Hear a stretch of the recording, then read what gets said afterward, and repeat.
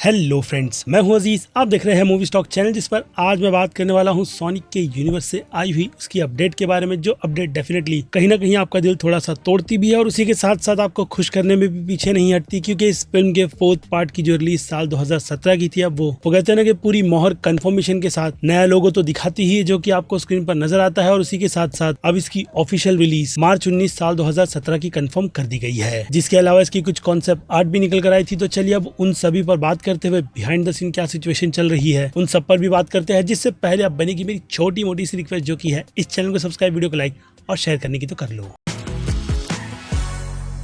So friends, ये बात तो किसी से नहीं छुपी कि फिल्म की फ्रेंचाइजी बॉक्स ऑफिस पर अच्छी खासी कमाई करती है, जिसकी शुरुआत में ही फैंस का थोड़ा सोनिक की डिजाइन को लेकर के दिल तोड़ा था। लेकिन उसके बाद फिर क्या मेकर्स ने सुना और उन्होंने डिजाइन को पूरी तरीके से चेंज करते हुए फैंस का दिल जीत लिया, जिसके रिजल्ट में फैंस का प्यार भी इस फिल्म को 300 मिलियन के बजट को पार करवाने में कामयाब हो गया। उसके बाद फिर क्या स्टूडियो भी कॉन्फिडेंस से भर गया, जिन्होंने उसी खुशी के साथ इस फिल्म के सीक्वल को भी अनाउंस करते हुए जब उसे रिलीज किया तो उसमें भी उन्हें क्रिटिसिज्म ह्यूमन के कैरेक्टर्स को देखने के लिए मिला था, जिसे ध्यान में रख करके उन्होंने ये स्टेटमेंट दे दिया था कि तीसरे पार्ट को लेकर के वो लोग कुछ ना कुछ अलग करेंगे। और फिर क्या था, उस फिल्म में भी फैन सर्विस इतनी ज्यादा भरी पड़ी थी कि फिल्म ने बॉक्स ऑफिस पर 400 मिलियन के आंकड़े को थोड़ा सा पार किया था। जिसके बाद स्टूडियो भी इतना ज्यादा कॉन्फिडेंट था कि वो लोग डेफिनेटली इस फिल्म को लायन किंग के प्रीक्वल के साथ में क्लैश करने के लिए पूरी तरीके से रेडी हो गए थे, जो मुझे लगता है कि कहीं ना कहीं उन्हें काफी ज्यादा हार्म करने में कामयाब हुआ है, क्योंकि सोनिक फैंस के अकॉर्डिंग इस फिल्म ने नो डाउट डोमेस्टिकली काफी अच्छी खासी कमाई की थी। जिसके बाद सोनिक के फैंस को ये लग रहा था कि ये फिल्म बिलियन तो पहुंच ही जाएगी, जिनमें अगर मैं अपने आंकड़े को बताऊं तो मैंने शायद से 500 से 600 मिलियन के आंकड़े की उम्मीद लगा रखी थी। लेकिन अनफॉर्चुनेट अगर इस फिल्म के रीसेंट बॉक्स ऑफिस नंबर को देखा जाए तो उसने 400 मिलियन के आंकड़े को कुछ 23 मिलियन और बढ़ा करके पार किया है, यानी 423 मिलियन के आसपास का आंकड़ा, जो कि हाँ इस फिल्म को हिट की कैटेगरी में तो डालता ही है, लेकिन स्टूडियो को कहीं ना कहीं टेंशन में भी, क्योंकि दूसरी तरफ उन्होंने जैसे कि मैंने कहा काफी ओवर कॉन्फिडेंट वाले लेवल में 600 मिलियन का आंकड़ा तो अपने दिमाग में भी सेट कर रखा था, जिसे मुफासा ने खुद के लेटडाउन में ही सही लेकिन बहुत ही अच्छा खासा ब्रेक कर बताया, जो कि अब आई थिंक 600 मिलियन के आंकड़े को टच करने वाली है। लेकिन फिर भी देखा जाए तो मुफासा के केस में वो कमाई 1 बिलियन के बाद की थी, क्योंकि पहले पार्ट ने इसके जो 1 बिलियन के आंकड़े को पार किया ही था, तो उसी के साथ साथ 600 मिलियन अलग से जनरेट हुए थे, यानी फिल्म प्रॉफिटेबल ही थी, जिसमें मुफासा भी ब्रेक थ्रू तो करती है लेकिन स्टूडियो को हैप्पी नहीं। लेकिन फिर भी तीसरे पार्ट का काम चल रहा है, जिस पर बात ना करते हुए सोनिक के टॉपिक पर रहे तो उनकी इस ओवर कॉन्फिडेंट ने कहीं ना कहीं उन्हें सोच में डाल दिया है कि वो लोग अब चौथे पार्ट को लेकर के कुछ अलग क्या करे, क्योंकि इस फिल्म के अंत में हमें जिस तरीके का हिंट एमी के कैरेक्टर को इंट्रोड्यूस करवा करके दिया गया था और ऊपर से मेटल सोनिक की भी एंट्री हुई थी, जिन्हें लेकर के फैंस की बहुत सारी थियरी है, और उस थियरी पर अब स्टूडियो प्रॉपर तरीके से वर्क करेगा भी या नहीं, उसके डाउट की बात करूं तो क्रिप्टो एचडी वालों की तरफ से इस चौथे पार्ट को फाइनल और आखिरी पार्ट कहा गया है, जिसके बाद छोटे मोटे से स्पिन ऑफ लिमिटेड बजट में बनाए जाएंगे, ताकि वो लोग 400 मिलियन के ही आंकड़े में अपनी खुशी ढूंढते रहे। यानी डेफिनेटली स्टूडियो और मेकर्स के बीच क्रिएटिव डिफरेंस निकल कर आएगा, यानी सिल्वर सोनिक का सपना फैंस का सपना ही रह जाएगा, जिसमें क्रेजी तो एक्सप्लोर करने की बात खुद डायरेक्टर ने कंफर्म की थी। लेकिन अब ये फिल्म 400 से 450 मिलियन के आंकड़े पर अपना दम तो तोड़ ही रही है, जिसके चलते मुझे गुस्सा आता है उन लोगों पर जो लोग सिर्फ सुपर हीरोज के ही जॉनर के चलते अच्छी से अच्छी फिल्म थिएटर में जाकर के नहीं देखते, ताकि उसके यूनिवर्स को फैन सर्विस के नाम पर ही सही लेकिन काफी ऑनेस्टी के साथ जो दिखाया जाता है उसमें डेंट पड़ता है। और ये चीज अब सोनिक के यूनिवर्स में भी देखने मिलेगी, जो कि हाँ प्रॉफिटेबल फ्रेंचाइजी तो है, लेकिन अगेन कहूंगा फ्यूचर को उन्होंने बस टच ही करना शुरू किया था, जिसके बाद चौथे पार्ट का ये फाइनल होल्ड कहीं ना कहीं टेंशन तो ला ही रहा है। और इसके अलावा तीसरे पार्ट को लेकर के जो एक्टर स्ट्राइक के साथ साथ कोविड की सिचुएशन भी चली थी, तो उनमें मेकर्स की तरफ से इस फिल्म के कॉन्सेप्ट आर्ट जो रिलीज किए गए उसे देख करके ये पता चलता है कि उनका आइडिया बहुत ज्यादा क्रेजी था। लेकिन उससे पहले अगर मुफासा के वो जो कहते हैं ना कि नंबर 1 बॉक्स ऑफिस क्लेम के कलेक्शन की बात की जाए, तो उसे वर्ल्ड डिज्नी वालों ने जब अपने एक्स अकाउंट पर डाला था, तो फिर उसे एक्स वालों की तरफ से डेफिनेटली मिसलीडिंग का कोड दिया गया था, जिसके बाद मैंने भी उसे रीट्वीट कर ये कहा था कि भाई कितना स्टूपिड है, क्योंकि सच मामले में मुफासा ने ही बॉक्स ऑफिस पर छप्पर फाड़ कमाई की है सोनिक के मामले में। तो दूसरी तरफ सोनिक फैंस की जो दुनिया है वो आपको स्क्रीन पर नजर आ रही होगी कि कितनी ज्यादा बड़ी है, क्योंकि उन्हें लगता है कि सोनिक जैसे कि मैंने कहा बिलियन के आंकड़े को पार करने वाली थी। लेकिन सच में ये ट्वीट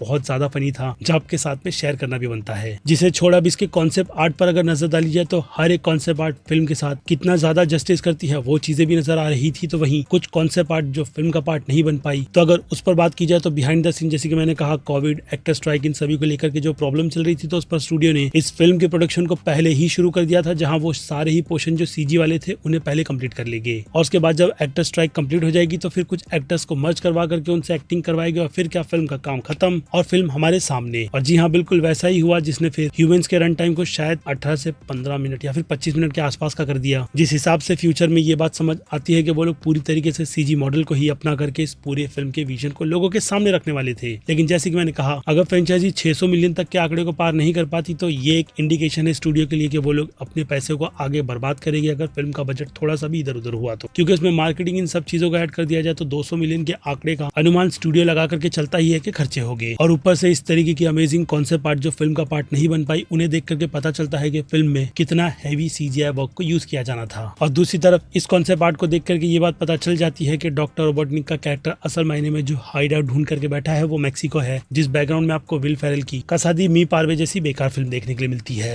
लेकिन उन सभी से हटकर अब इस फिल्म की कुछ थियरीज की बात की जाए तो उन थियरीज में इस फिल्म के चौथे पार्ट की जो फ्यूचर का हिंट हमें मिला है उससे तो ये बात पता चलती है कि फिल्म पास्ट और फ्यूचर वाले एलिमेंट को काफी ज्यादा एक्सप्लोर करने वाली थी। क्योंकि फिल्म के अंत में शैडो के साथ मिलकर के जो सोनिक टीम अप करता है तो वो लोग रोबोटनिक की उस जायंट शिप यानी कि वेपन को असल मायने में डिस्ट्रॉय नहीं करते बल्कि उसे पोर्टल के जरिए किसी जगह पर भेज देते हैं, जो कि बाय द वे अब इस कॉन्सेप्ट आर्ट से जैसे कि मैंने बताया पता चलता है कि फ्यूचर है। और फिल्म में भी एक सीन आपको इस सिचुएशन में नजर आता है जो कि ब्लैक होल का था, तो शायद उसी रास्ते को एक्सप्लोर किया जाना था। जिनमें फिल्म के अगर अंत की बात की जाए यानी वो उस रेस वाले सीन की, तो उनमें भी कहा फैंस की तरफ से यही जा रहा है कि सोनिक के काफी तेज भागने की वजह से उसने शायद फ्यूचर में कदम रख दिया है जहाँ पर उसका सामना मेटल सोनिक से होता है। क्योंकि उसे बचाने के लिए वहाँ पर सीधे एमी का जो कैरेक्टर आता है वो डेफिनेटली उसका नाम जानता है, जिससे ये बात पता चलती है कि वो शायद से फ्यूचर से ही बिलोंग करती है। इसलिए इस कॉन्सेप्ट आर्ट से अब वो थियरी बहुत ज्यादा मैच कर रही है। लेकिन इस कॉन्सेप्ट आर्ट में वो मेटल सोनिक को डिस्ट्रॉय नहीं कर रही बल्कि डॉक्टर रोबोटनिक के बनाए गए किसी रोबोट की बैंड बजा रही है। और बैकग्राउंड की सिचुएशन को देख करके अगेन फ्यूचर वाला अनुमान ही लगता है, जिस फ्यूचर में रूल और कोई नहीं बल्कि डॉक्टर रोबोटनिक हिमसेल्फ वही कर रहा है। क्योंकि उसी ने इस दुनिया को रूल करने के लिए इस मेटल सोनिक के कैरेक्टर यानी कि उसकी सारी की सारी आर्मी को बनाया, जिस वर्ल्ड में हो सकता है कि सोनिक का कैरेक्टर नहीं था, इसलिए वो इतना ज्यादा सुप्रीम हो गया। जिनमें अगर आप उसकी स्टिक पर नजर डालो तो उसके टॉप पर आपको सोनिक का कांटा भी नजर आता है जो कि सुपर सोनिक वाले मोड में है। लेकिन फिल्म में सोनिक जब सुप्रीम मोड में आता है तभी ही वो चीजें लाइट करती है, जिसे यहाँ पर डॉक्टर रोबोटनिक ने शायद से किसी तरीके से क्रैक कर उसी मोड में रखा है, तब जाकर के उसने इस वर्ल्ड में अपना राज तो बना लिया है। लेकिन ये कॉन्सेप्ट आर्ट फिल्म के अगर एंड में देखा जाए तो उससे मैच नहीं खा रही, क्योंकि उस सिचुएशन में हमने डॉक्टर रोबोटनिक के कैरेक्टर को सुधरते हुए देखा, जिसने अर्थ की खातिर खुद का बलिदान कर दिया, या फिर किया भी है वो नहीं पता, क्योंकि जिम कैरी ने खुद ये बात कंफर्म की है कि वो चौथे पार्ट के आइडिया के लिए भी पूरी तरीके से प्रिपेयर है अगर उन्हें बुलाया जाता है तो। और मैं चाहूंगा कि उन्हें अगर ये फिल्म का फाइनल पार्ट है तो चांस दिया जाए, क्योंकि इस तरीके के क्रेजी आइडियाज को ही मिलाकर के सोनिक का यूनिवर्स काफी ज्यादा क्रेजी होता है, जहाँ पर फिल्म की पूरी टीम काफी ऑनेस्टी के साथ फैन सर्विस पर बहुत ज्यादा ध्यान देती है। ऐसे में लेट्स सी कि अब इस फिल्म का फाइनल रन क्या रहेगा, क्योंकि अब ये फिल्म वीओडी पर भी रिलीज हो गई है नॉस्फेरातु की तरह, जिससे पैरामाउंट अच्छे खासे पैसे जनरेट करता है और हाँ यूनिवर्सल भी। तो देखते हैं कि इस फिल्म की भी वीओडी पर पॉपुलैरिटी उन्हें इस फिल्म के चौथे पार्ट के आगे का विजन दिखाने में कामयाब होती भी है या नहीं। क्योंकि सिल्वर सोनिक जैसी सिचुएशन जैसे कि मैंने आपको कहा फैंस चाहते हैं, जिस पर डायरेक्टर की भी कमिटमेंट कहीं ना कहीं उन्हें लटका और भटका ना दे। बाकी लेट्स सी के स्टूडियो इस फिल्म के यूनिवर्स को आगे और कैसे एक्सप्लोर करता है, क्योंकि फिल्म की रिलीज के कुछ ही टाइम बाद इस फिल्म के चौथे पार्ट की रिलीजिंग ईयर की कंफर्मेशन दी गई थी और अब इसकी ऑफिशियल रिलीज डेट कहीं ना कहीं स्टूडियो के हौसले को ही बताती है कि वो फैन सर्विस देने में बिल्कुल भी पीछे नहीं हटने वाले। जिस पर अब आप भी अपनी राय मुझे कमेंट में लिख कर बताइएगा, क्योंकि अब वक्त मेरी तरफ से इस वीडियो को दी एंड करने का है। बाकी मैं हूँ Aziz movie stock, channel like share और सब्सक्राइब भूलना मत। मिलूंगा जल्दी दूसरी किसी वीडियो में, till then bye.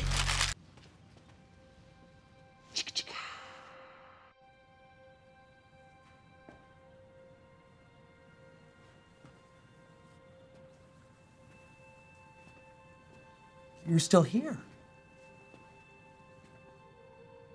It's over. Go home.